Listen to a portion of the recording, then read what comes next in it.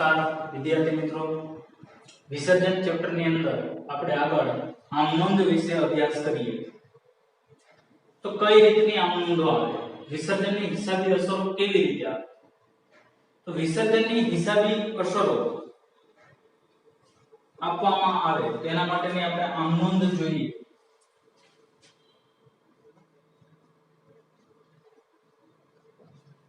વિસર્જનની હિસાબી અસરો. વિસર્જનના હિસાબી અસરોની અંદર સૌપ્રથમ પેલું શું કરવામાં આવે, વિસર્જન કરવામાં આવે તો સૌપ્રથમ મિલકતોના ખાતા અને દેવાના ખાતાઓ બંધ કરી મામીની ખાતે લઈ જવામાં આવે છે. તો મિલકતો અને દેવાના ખાતા બંધ કરવા માટે સૌપ્રથમ એક નોંધ કરવામાં આવે. તો આપણે મિલકતોની અંદર જોઈએ તો મિલકતો ના ખાતા બંધ કરી મામીની ખાતે લઈ જવામાં આવે ત્યારે મિલકતોના ખાતા બંધ કરી મામીની ખાતે લઈ જવામાં. તો મિલકતોની હંમેશા ઉધાર બાકી હોય, મિલકતોની ઉધાર બાકી હોય તેને બંધ કરવું હોય તેને વિરુદ્ધ કરવું પડે, એટલે કે જમા કરવા પડે. તો ઉધાર કોણ થાય, તો કે ક્યાં લઈ જવાના, તો કે મામી, એટલે કે માલ મિલકત નિકાલ ખાતે લઈ જવાના છે. તો આમનોંધ શું થાય, તો કે મામીની ખાતે ઉધાર તે જે તે મિલકતો ખાતે જમા.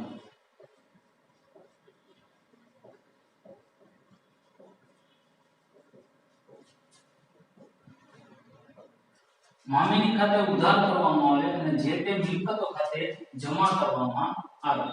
પછી યંત્ર હોય તો યંત્ર ખાતે જમા થાય, મકાન હોય તો મકાન ખાતે જમા થાય, ફર્નિચર હોય તો ફર્નિચર ખાતે જમા કરવામાં આવે. એક સાથે વધારે મિલકતો હોય તો મામીની ખાતે ઉધાર કરવામાં આવે, બધી જ મિલકતોના ખાતા જમા કરી દેવામાં આવે. હવે આનો નિકાલ કરવામાં આવે તો નિકાલ કેવી રીતે થાય, તો કે જો મિલકત વહેંચવામાં આવે તો આપણી પાસે રોકડ આવે. તો એના માટે આપણે બીજી આમનોંધ લખીએ, મિલકત રોકડેથી વહેંચવામાં આવે ત્યારે, એટલે કે ઉપજ મળે ત્યારે, રોકડા મળે તો આમનોંધ શું થાય, તો કે આપણી પાસે રોકડ આવે તો રોકડ ખાતે ઉધાર, એટલે કે રોકડ અથવા બેંક ખાતે ઉધાર તે આપણે પેલા મામીની ખાતે મિલકતોનું ખાતું બંધ કરી દીધું તો મામીની ખાતે વિદ્યા હતા, તો હવે મામીની ખાતે જમા કરવાનું.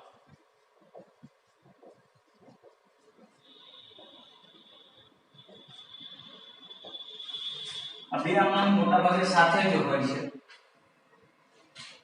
ત્યાર પછી જો કોઈ ભાગીદાર છે મિલકત લઈ જાય, આપણે રોકડેથી વહેંચતા નથી પણ ભાગીદાર છે મિલકત લઈ જાય, ભાગીદાર મિલકત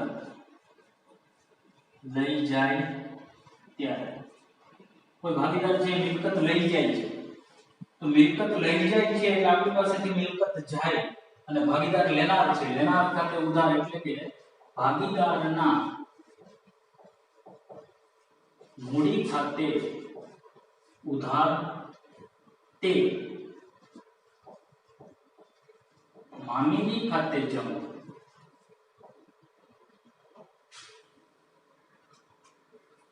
આ ત્રણ આમનોંધમાં તમારી બધી જ મિલકતોની નોંધ થઈ ગઈ. કોઈ પણ મિલકતનું વિસર્જન કરવાનું થાય તો ત્રણ આમનોંધ આવે, ત્રણ આમનોંધમાં થઈ ગઈ. હવે આ મિલકતોની અંદર જો ચોપડે નોંધાયેલી મિલકત હોય તો તમારે ખાતું બંધ કરવાનું થાય. ચોપડે નોંધાયેલી મિલકત ન હોય તો ખાતું બંધ થાય નહીં, કારણ કે આપણે ચોપડે જ મિલકત નથી તો ખાતું બંધ કરવાનો કોઈ પ્રશ્ન છે નહીં. એટલે ઘણી વખત તમને એવું કહેવામાં આવે કે ચોપડે નહીં નોંધાયેલ પાઘડીના 30,000 ઉપજે, તો આપણી પાસે સીધા રોકડા આવે જ છે, તો એક જ આનો થાય, રોકડ બેંક ખાતે ઉધાર ને મમ્મીની ખાતે જમા. પાઘડી ખાતું બંધ કરવું પડે નહીં. જો પાઘડી ખાતું ચોપડે દર્શાવેલું હોય તો એને બંધ કરવું પડે. એટલે મિલકતો અંગેની 3 નોંધ થઈ. આવી જ રીતે હજુ એક આ નોંધ છે અનામતો અંગેની.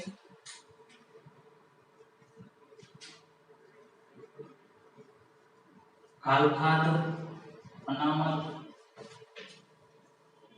દેવાદાર, વટાવો અનામત કે ઘસારા ફંડ ના ખાતા બંધ કરી મામીની ખાતે લઈ જવામાં આવે ત્યારે. જો તમને પાકા સરવાળામાં અનામતો આપેલી હોય, કાલખાત અનામત છે, વટાવા અનામત છે અથવા તો ઘસારા ફંડ છે, તે ખાતું બંધ કરી અને મામીની ખાતે ચોપડે કિંમત લઈ જવું પડશે. હવે આમની બાકી છે ને જમા બાકી હોય, કાલખાત અનામતની જમા બાકી હોય, દેવાદાર વટાવા અનામતની જમા બાકી હોય અને ઘસારા ફંડની પણ જમા બાકી. તો આ ખાતું બંધ કરી અને તમે મામીની ખાતે લઈ જાઓ તો ખાતું બંધ કરવા માટે આ ત્રણેયને ઉધાર કરવા પડે અને મામીની ખાતે જમા કરવા પડે. તો આમનો જો શું થાય તો કે આ ત્રણેયને ઉધાર કરવાના છે, એટલે કે કાલખાત અનામત ખાતે ઉધાર, દેવાદાર વટાવ અનામત ખાતે ઉધાર, ઘસારા ફંડ ખાતે ઉધાર તે મામીની ખાતે જમા. 4 નોંધ થઈ. આનો નિકાલ કરવાનો હોય નહીં, અનામતનો નિકાલ થાય નહીં, એટલે ખાલી બંધ કરી મામીની ખાતે લઈ જવાનો અને કોઈ રોકડ ઉપજ હોય નહીં. ત્યાર પછી 5મી આમ નોંધ જોઈએ, દેવાના ખાતા બંધ કરી મામીની ખાતે લઈ જવામાં આવે ત્યારે પેઢીના ચોપડે જે કઈ દેવાઓ આપેલા છે એ દેવાના ખાતા બંધ કરી અને મામીની ખાતે લઈ જવાના હોય. તો દેવાની સામાન્ય રીતે જમા બાકી હોય છે, તો જે તે દેવાનું ખાતું ઉધાર કરવામાં આવે અને મામીની ખાતે જમા કરવામાં આવશે. ખાતું બંધ કરવા માટે વિરુદ્ધ અસર આપવી પડે. જમા બાકી હોય તેને ઉધાર કરવાના, ઉધાર બાકી હોય તેને જમા કરવાના. સામે ક્યાં ખાતે લઈ જવાના? કે મામીની ખાતે. તો આપણે અહીંયા જે તે દેવા ખાતે ઉધાર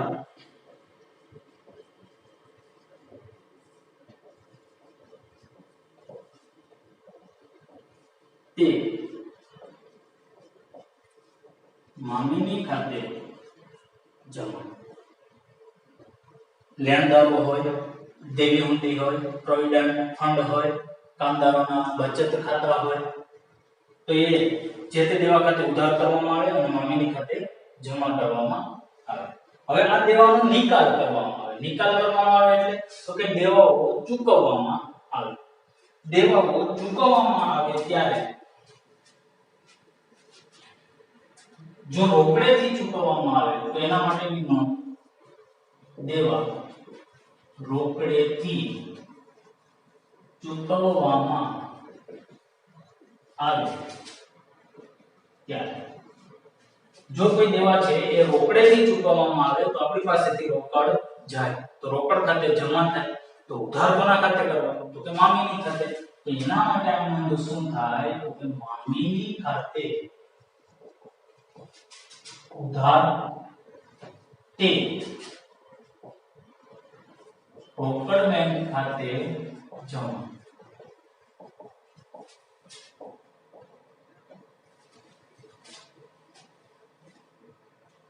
રોકડેથી ચૂકવવા અથવા દેવું ચૂકવવાની જવાબદારી કોઈ ભાગીદારે સ્વીકારે. દેવું ચૂકવવાની જવાબદારી કોણ સ્વીકારે? તો કે કોઈ ભાગીદાર સ્વીકારે. ચોપડે નોંધાયેલું અથવા તો ચોપડે નહીં નોંધાયેલ દેવું છે, ચૂકવવાની જવાબદારી છે કોઈ ભાગીદાર સ્વીકારે છે. તો એના માટે શું નોંધ થાય?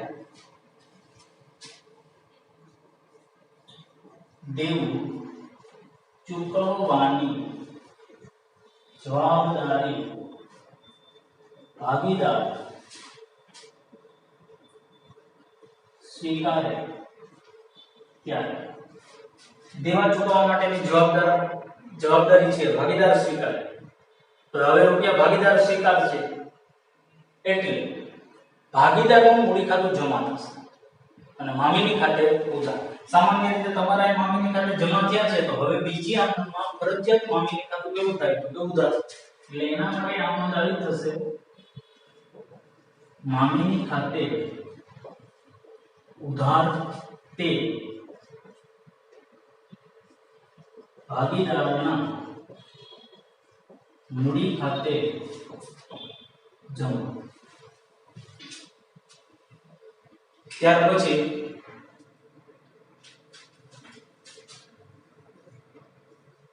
ભાગીદારની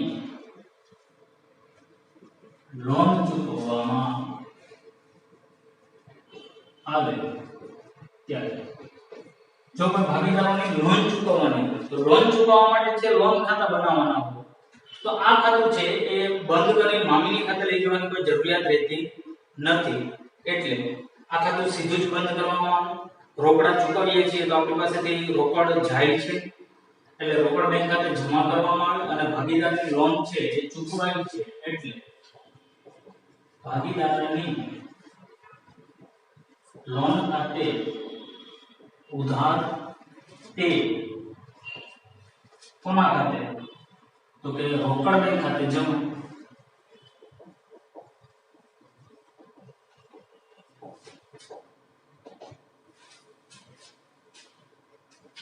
ત્યાર પછી એક નામનું છે વિસર્જન ખર્ચ ચૂકવવા. તો વિસર્જન ખર્ચ ચૂકવવા માટે આમ સામાન્ય રીતે કોઈ અલગ નોંધ હોતી નથી. વિસર્જન ખર્ચ ચૂકવવાની નોંધ આ છે મામીની ખાતે ઉધાર તે રોકડ બેંક ખાતે જમા. દેવું રોકડેથી ચૂકવો અથવા તો વિસર્જન ખર્ચ. હું અહીં લખી નાખું તો આપણે અલગ ધ્યાન લખવાની જરૂરિયાત રહેશે નહીં. દેવું અથવા તો વિસર્જન ખર્ચ. વિસર્જન ખર્ચની જવાબદારી પણ ભાગીદાર સ્વીકારે. દેવું ચૂકવવાની જવાબદારી સ્વીકારે ને એવી રીતે શેની જવાબદારી સ્વીકારે? તો કે વિસર્જન ખર્ચ.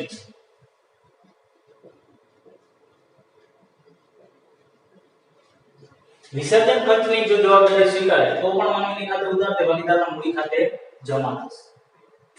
એટલે ખર્ચ કયો અથવા તો દેવું કયો બંને માટે એક જ આમ નોંધ થાય. હા, પણ જો વિસર્જન ખર્ચની જવાબદારી ભાગીદાર સ્વીકારે છે ત્યારે આ નોંધ થાય. પછી વિસર્જન ખર્ચ ભાગીદાર ચૂકવે ને, જવાબદારી સ્વીકાર્યા પછી વિસર્જન અંગેનો ખર્ચ ભાગીદાર ચૂકવે તો એની પેઢી ચોપડે કોઈ નોંધ થાય નહીં. અને વિસર્જનની જવાબદારી ચૂકવા પછી પેઢી જો રૂપિયા ચૂકવે તો એની નોંધ કરવી પડે. ભાગીદારને આપણે રૂપિયા ચૂકવીએ છીએ એવી રીતે ગણતરી કરી અને ભાગીદારના મૂડી ખાતે ઉધાર તે રોકડ બેંક ખાતે જમા. એટલે અહીંયા આપણે દેવાની સાથે વિસર્જનની નોંધ સાથે જ લઈ લીધી જેથી કરી અને અલગ આમ નોંધ યાદ રાખવી પડે નહીં.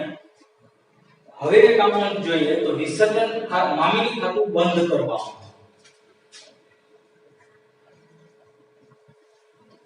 મામીની ખાતું બંધ કરવામાં આવે ત્યારે મામીની ખાતું બંધ કરવામાં આવે ને તો બે વસ્તુ થાય. એક નફો થાય ત્યારે, નફો થાય તો એની નોંધ શું કરવી, અને બીજું ખોટ થાય ત્યારે. તો નફો થાય ત્યારે મામીની ખાતે ઉધાર થાય. મામીની ખાતે ઉધાર તે ભાગીદારોના મૂડી ખાતે જમા. અને ખોટ થાય તો આનાથી નોંધ ઉલટી થાય.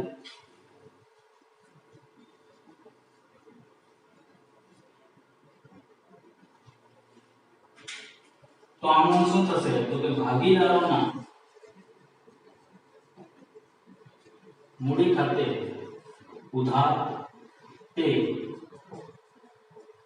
મામીની ખાતે જમા. આટલો બધો નવ અમનો છે. આના સિવાયની બે અમનો આપણે ચેપ્ટર નંબર 4 ની અંદર શીખી ગયા.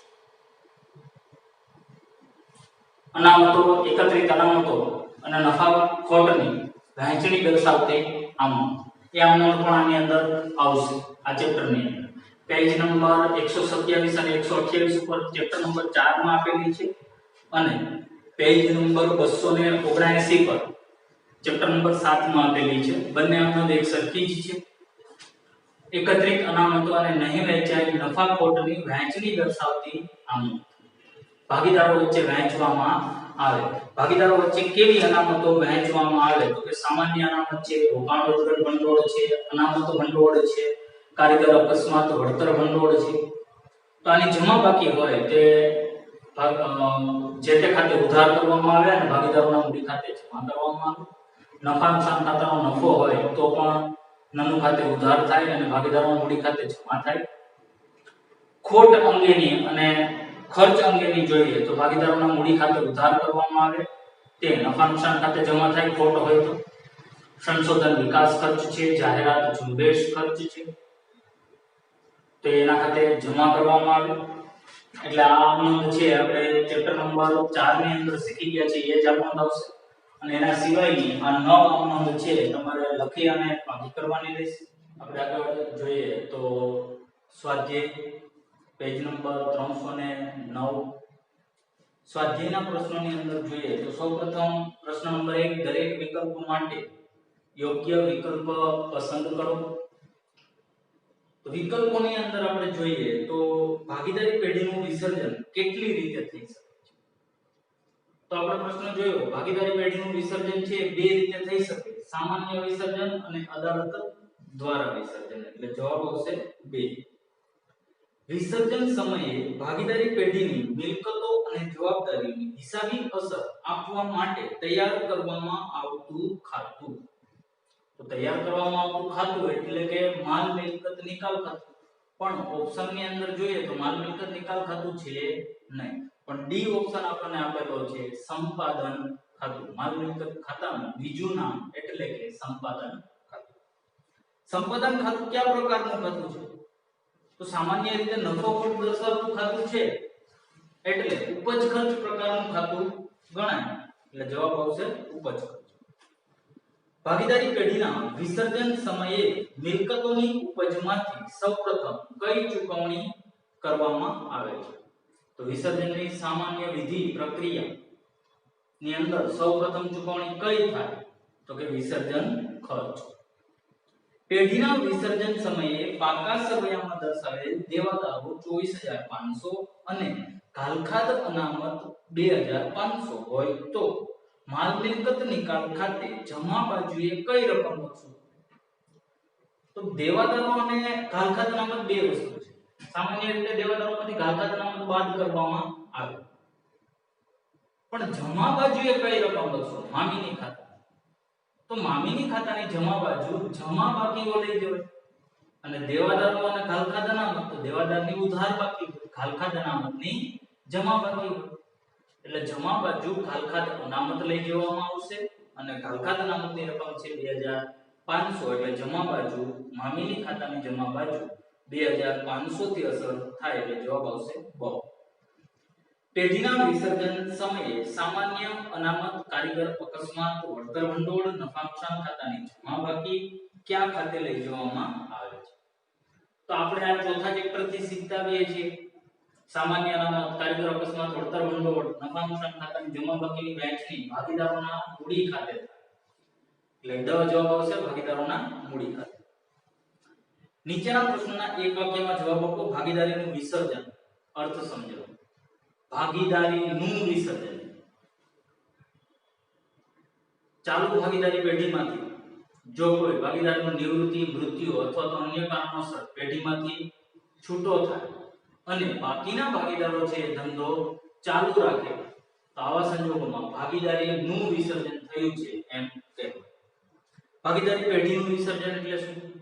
ભારતીય ભાગીદારી કાયદા 1932 ની કલમ નંબર 39 મુજબ પેઢી કાયમી માટે ધંધો બંધ કરે અને પેઢીનું કાયમી અસ્તિત્વ ન રહે ત્યારે ભાગીદારી પેઢીનું વિસર્જન થયું છે કે મરજિયાત વિસર્જન એટલે શું? બધા જ ભાગીદારોની સર્વસંમતિથી પેઢીનું વિસર્જન કરવામાં આવે તો તેને મરજિયાત વિસર્જન કહે છે. પેઢીના વિસર્જન સમયે વિસર્જન ખર્ચ કોણે ભોગવવાનો હોય છે? વિસર્જન થાય ત્યારે વિસર્જન ખર્ચ કોણ ભોગવે? તો પેઢીનું વિસર્જન થાય છે ત્યારે વિસર્જન ખર્ચ પણ પેઢી જ ભોગવે છે. પેઢીના વિસર્જન સમયે પાકા સરવૈયામાં દર્શાવેલ પ્રોવિડન્ટ ફંડની બાકીનો નિકાલ કેવી રીતે કરશો? તો પ્રોવિડન્ટ ફંડ છે એ એક પ્રકારનું દેવું છે.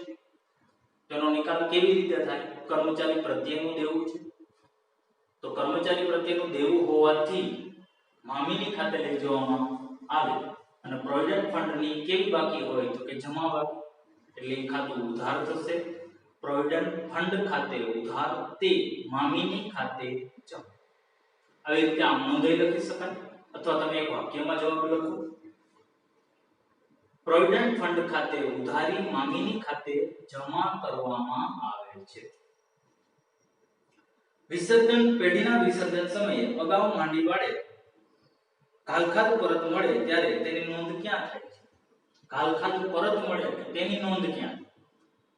વિસર્જન સમયે ઘાલખાત પરત મળે તો ઘાલખાત પરત ખાતે ક્યાંય નોંધ કરવાની હોતી નથી. આપણી પાસે રોકડ આવે છે એટલે રોકડ બેંક ખાતે ઉધારી અને મામીની ખાતે જમા કરવામાં આવે છે.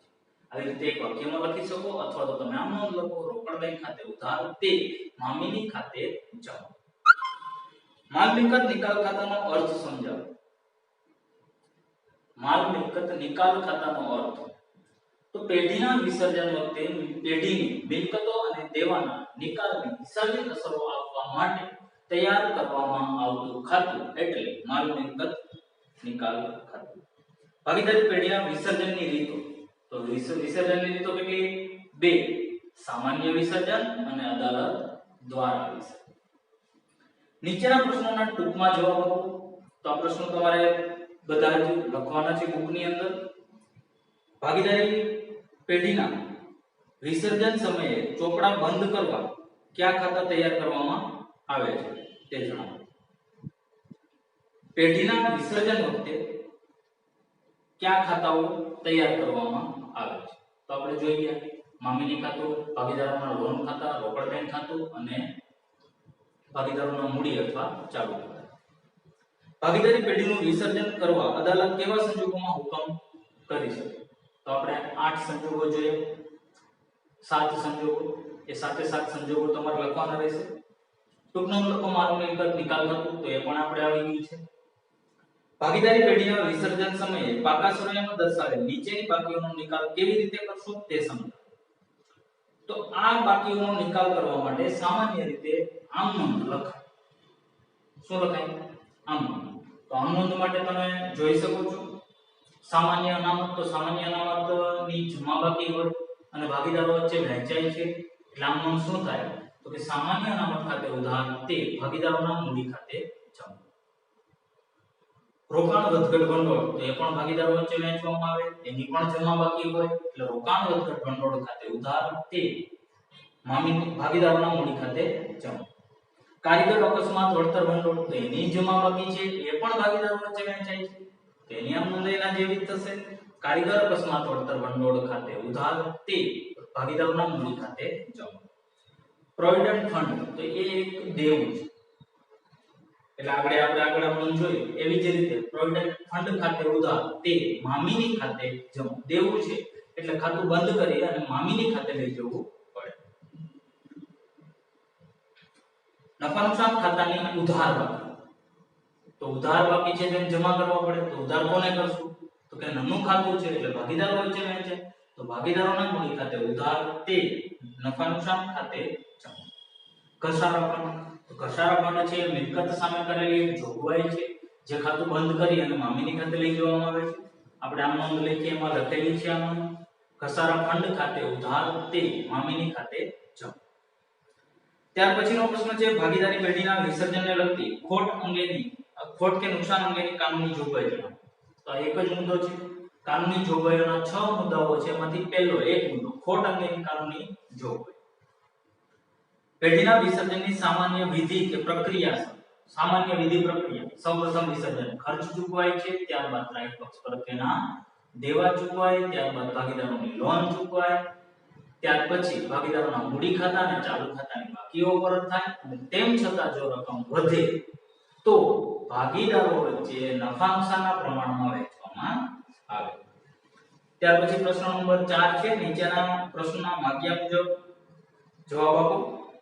પેઢીના વિસર્જન સમયે પાકા સરવૈયામાં ચોપડે નહીં નોંધાયેલ મિલકતની ઉપજ મળે અને નહીં નોંધાયેલ દેવાની ચૂકવણી કરવી પડે તો તેનો હિસાબી નિકાલ કઈ રીતે કરશો તે સમજાવો.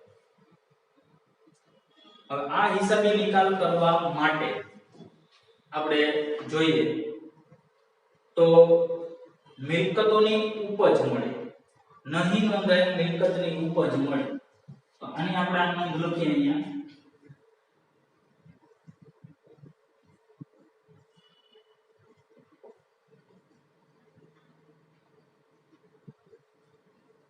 નહીં નોંધેલ મિલકતની ઉપજ મળે ત્યાં નહીં નોંધેલ મિલકતની ઉપજ મળે તો આપણી પાસે મિલકત છે નહીં, એટલે તમારે ખાતું બંધ કરવાનું રહેશે નહીં. ફક્ત શું થાય તો કે રોકડા મળે છે એટલે રોકડ બેંક ખાતે ઉધાર તે મામીની ખાતે જમા. આવી જ રીતે નહીં નોંધાયેલ દેવું ચૂકવવામાં આવે. નહીં નોંધેલ દેવું ચૂકવવામાં આવે ત્યારે નહીં નોંધેલ દેવું ચૂકવવામાં આવે તો આપણી પાસે તે રોકડ જાય છે એટલે મામીની ખાતે ઉધાર તે રોકડા જાય છે એટલે રોકડ બેંક ખાતે જમા.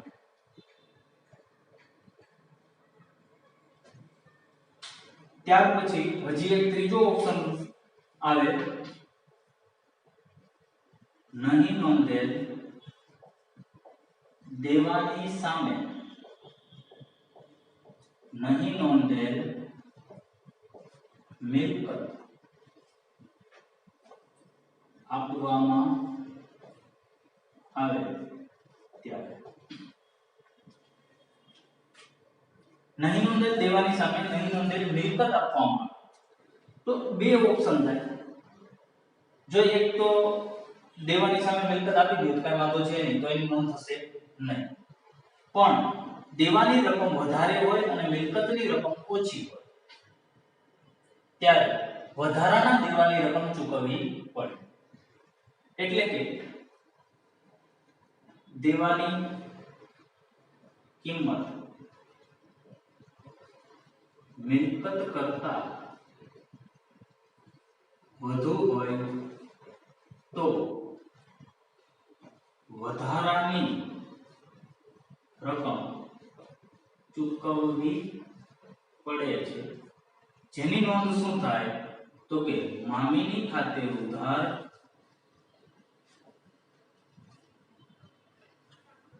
તે રોકડ બેંક ખાતે જમા.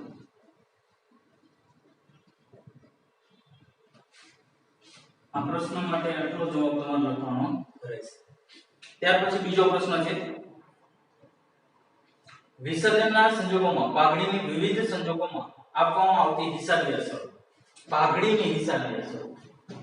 તો પાઘડી માટે આપણે બીજો પ્રશ્ન લખીએ. તેમની અંદર એ પાઘડી ખાતું ચોપડે દર્શાવે હોય ત્યારે પાઘડી ખાતું ચોપડે દર્શાવેલું હોય ત્યારે જો પાઘડી ખાતું ચોપડે દર્શાવેલું હોય અને પાઘડીની ઉપજ મળે અથવા ના મળે. પાઘડી ખાતું ચોપડે દર્શાવેલું હોય એટલે સૌપ્રથમ પેલી આ નોંધ શું થશે તો કે ખાતું બંધ કરવામાં આવે.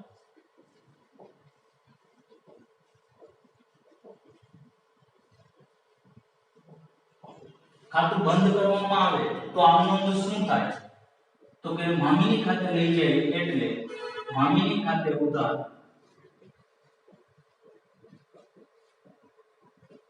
તે પાઘડી ખાતે જમા. પાઘડી ખાતું બંધ કરી મામીની ખાતે લઈ. હવે બીજી આ નોંધ શું થાય તો કે જો ઉપજ મળે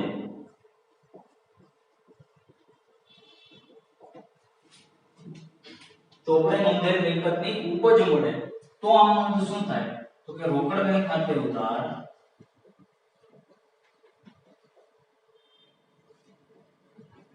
તે મામીની ખાતે જમા. અને ચોપડે દર્શાવેલું ઉપજ ન મળે તો ઉપજ મૂલ્ય શૂન્ય ગણવામાં આવે. ઘણી વખત ઉપજ શૂન્ય ગણવામાં આવે ત્યારે ઉપજ શૂન્ય ગણવામાં આવે ત્યારે એટલે કે ઉપજ મળતી નથી ત્યારે નોંધ થશે નહીં. અને બીજો ઓપ્શન છે પાઘડી ખાતું ચોપડે દર્શાવેલ ન હોય ત્યારે ઉપજ મળે તો. પાઘડી ખાતું ચોપડે દર્શાવેલ નથી તેમ છતાં પાઘડીની રકમ મળે છે તો આપણી પાસે રોકડા આવે છે એટલે રોકડ બેંક ખાતે ઉધાર તે મામીની ખાતે જમા. તો ખાતું બંધ કરવાની જરૂરિયાત રહેતી નથી. આ તો પાઘડી અંગેની હિસાબી કસરત. ત્યાર પછીનો પ્રશ્ન છે ભાગીદારી પેઢીના વિસર્જનના હિસાબી પતાવટ અંગેની કાનૂની જોગવાઈઓ ટૂંકમાં સમજાવો. તો 6 કાનૂની જોગવાઈઓ છે જે તમારે ટૂંકમાં લખવાની રહેશે. ત્યાર પછીનો પ્રશ્ન છે અદાલતના હસ્તક્ષેપ સિવાય સામાન્ય વિસર્જનની પદ્ધતિઓ સમજાવો. સામાન્ય વિસર્જનની પદ્ધતિઓ કઈ કઈ? 5 પદ્ધતિઓ. સર્વસંમતિથી, કરાર દ્વારા, કાયદા દ્વારા, ચોક્કસ ઘટનાના કારણે અને નોટિસ. પ્રશ્ન નંબર 5 જોઈએ. એ અને બી ની કુલ મિલકતો 1,50,000 ની છે. તેમાં રોકડ 10,000 સમાયેલી છે. પેઢીની ચોખ્ખી મિલકતો 1,00,000 છે. મૂડી અને અનામતનું પ્રમાણ 4:1 છે. બી ની મૂડી કરતા એ ની મૂડી 20,000 વધુ છે. માલ મિલકત નિકાલ ખાતાની ખોટ 20,000 થયેલી છે. પેઢીનું વિસર્જન કર્યું. શરૂનું પાકું સરવૈયું બનાવી એ અને બી ની શરૂની મૂડી શોધો. શરૂઆતનું પાકું સરવૈયું તૈયાર કરવાનું છે તો આપણે શરૂઆતનું પાકું સરવૈયું બનાવી જવાબદારીઓ, રકમ રૂપિયા, મિલકતો, લેણા અને રકમ રૂપિયા. હવે કેવી રીતે પાકું સરવૈયું તૈયાર કરવું તો આપણે રકમમાંથી જોઈએ તો એ અને બી ની પેઢીની કુલ મિલકતો 1,50,000 છે. કુલ મિલકતો એટલે તો કે મિલકત લેણા બાજુનો સરવાળો કેટલો થાય તો 1,50,000 જેમાં 10,000 રોકડ સમાયેલી છે. તો રોકડ ક્યાં લખાય તો કે મિલકત લેણા બાજુ લખાય. રોકડ કેટલી છે તો કે 10,000. હવે ઘટે કેટલા અહીંયા તો કે 1,40,000 રૂપિયા. આ શું હશે તો કે આને બે રીતે લખી શકાય. પરચુરણ મિલકતો લોકો અથવા તો સ્થિર અને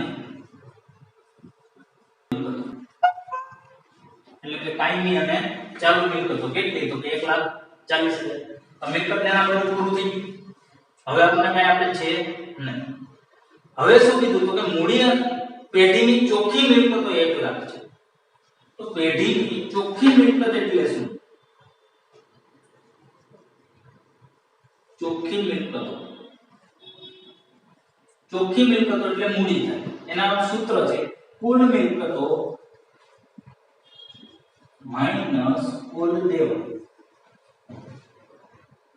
કુલ મિલકતો માઈનસ કુલ દેવું. તો કુલ મિલકતો કેટલી તો કે 1,50,000 છે કુલ દેવા નથી, પણ ચોખ્ખી મિલકતો કેટલી લીધી 1 લાખ, કુલ દેવા આ બાજુ આવી જાય 1 લાખ સામેની બાજુ જાય, કુલ દેવા કેટલા થશે તો કે 50,000. તો મૂડી દેવા બાજુ અહીંયા આપણે લખી શકાય પરચુરણ દેવા કેટલા તો કે 50. મિલકત લેના બાજુ જો સરવાળો 1,50,000 હોય તો મૂડી દેવા બાજુ પણ સરવાળો કેટલો હોય તો 1,50,000. હવે અહીં ઘટે કેટલા 1 લાખ ચોખ્ખી મિલકત. આપણને શું કીધું મૂડી અને અનામતનું પ્રમાણ 4:1 છે. મૂડી જેમ અનામત બરાબર 4:1. પેઢીની ચોખ્ખી મિલકત 1 લાખ છે, ચોખ્ખી મિલકત એટલે મૂડી અને અનામત તેનું પ્રમાણ 4:1 છે. તો મૂડી કેટલી થાય તો 1 લાખ ચોખ્ખી મિલકત છે અને ગુણ્યા 4 કુલ પ્રમાણ 5 80,000. અને અનામત કેટલી થાય તો કે 1 લાખ ગુણ્યા એનું પ્રમાણ 1 કુલ પ્રમાણ 5 તો કે 20,000. તો હું અહીં લખી શકું મૂડી કોણ કોણ તો કે A અને B કેટલી તો કે 80,000. અનામત તો કેટલી તો કે 20,000.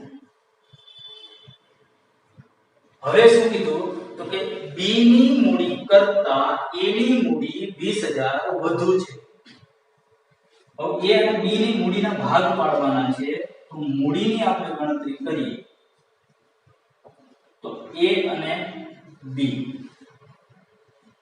કુલ મૂડી 80,000. 80,000 ના બે સરખા ભાગ કરો તો A ના ભાગે કેટલા આવે અને B ના ભાગે કેટલા આવે તો કે A ના ભાગે 40,000 રૂપિયા આવે, B ના ભાગે કેટલા આવે 40,000.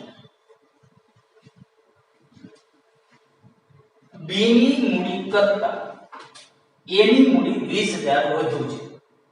તો 20,000 ના બે સરખા ભાગ પાડો કેટલા આવે તો કે 10,000. હવે વધારે કોની મૂડી છે તો કે B ની મૂડી કરતા A ની મૂડી વધારે છે. તો A માં પ્લસ કરો B માં માઈનસ કરો તો આ કેટલા થયા 50,000. આ કેટલા થયા 30,000. થઈ ગયું. B ની મૂડી કરતા A ની મૂડી 20,000 વધુ છે એટલે 30 અને 50. A ની મૂડી આવી 50,000, B ની મૂડી આવી 30,000. આ થયું આપણું શરૂઆતનું પાકું સરવૈયું. હવે છઠ્ઠો પ્રશ્ન છે. પ્રશ્ન નંબર 5 ની રકમ અને શરૂઆતના પાકા સરવૈયા પરથી માલ મિલકત નિકાલ ખાતું તૈયાર.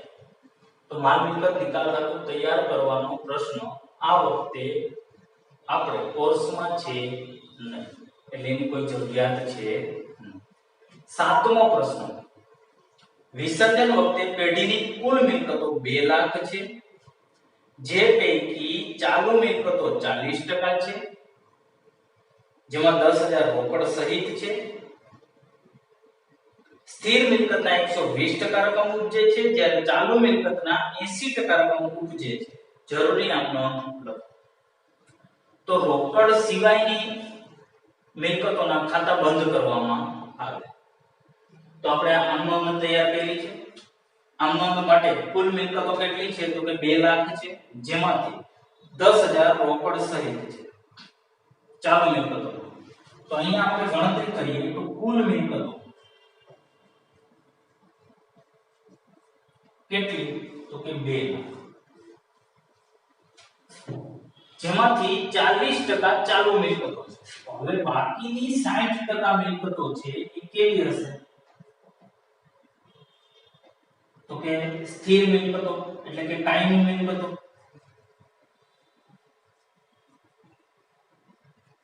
60% અને 40% કઈ મિલકતો છે ચાલુ મિલકતો.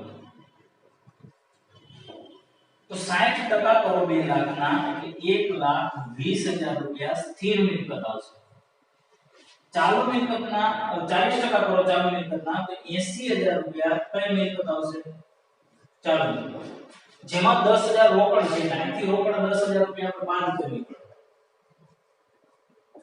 તો ચાલુ મિલકતો કેટલી ગણાશે 70,000.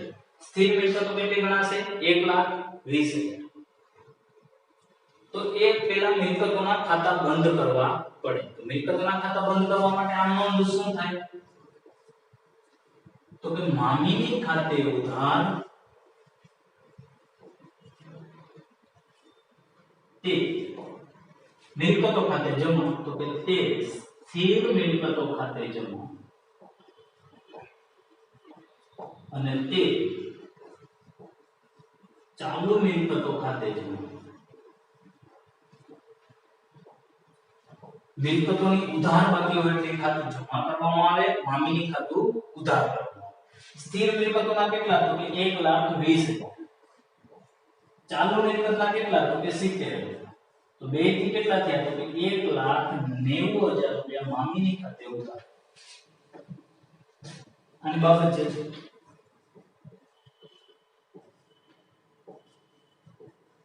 મિલકતોના ખાતા બંધ કરી મામીની ખાતે લઈ ગયા તેના. હવે આપણને આગળ શું કીધું? તો કે સ્થિર મિલકતોની 120% કિંમત ઉપજે છે. તો આના 120% કરીએ એટલે આને ગુણ્યા 120%. તો કેટલા થાય? તો 1,44,000. જ્યારે ચાલુ મિલકતની 80% ઉપજે છે તો આને ગુણ્યા 80% કરીએ તો આના કેટલા ઉપજે છે? તો કે 56,000. ઉપજ મૂલ્ય આ રોકડ ઉપજ છે. તો આપણી પાસે રોકડ આવશે સ્થિર મિલકતના કેટલા? 44,000 અને ચાલુ મિલકતના કેટલા આવશે? 56,000. તો આપણી પાસે રોકડ આવે છે એટલે એના માટે બીજી આમ નોંધ થાય. રોકડ આવે છે એટલે રોકડ બેંક ખાતે ઉધાર તે મામીની ખાતે જમા. કેટલા? તો કે 1,44,000 અને 56,000 એટલે કે ટોટલ થશે 2 લાખ. તો રોકડ બેંક ખાતે ઉધાર 2 લાખ તે મામીની ખાતે જમા રૂપિયા 2 લાખ. અને બરાબર છે સ્થિર મિલકતો ના 120% જ્યારે ચાલુ મિલકતોના 80% રકમ ઉપજી તેના. બે આમ થાય અને આ ગણતરી વર્કિંગ નોટ. આ પ્રશ્ન 3 ગુણની અંદર પૂછાય એટલે ફરજિયાત તમારે બે આમ નોંધ અને વર્કિંગ નોટ કરવી પડે. આ 3 નો એક એક ગુણ ગણવામાં આવે. ખાલી આમ નોંધ તમને લોકોને કીધી છે પણ 3 ગુણમાં પૂછાય ત્યારે જરૂરી ગણતરી પણ કરવી પડે ત્યારે તમને 3 ગુણ મળવાપાત્ર છે. હવે પછીના લેક્ચર્સની અંદર આપણે આગળ આમ નોંધ અંગેના દાખલાઓ ગણીશું. Thank you.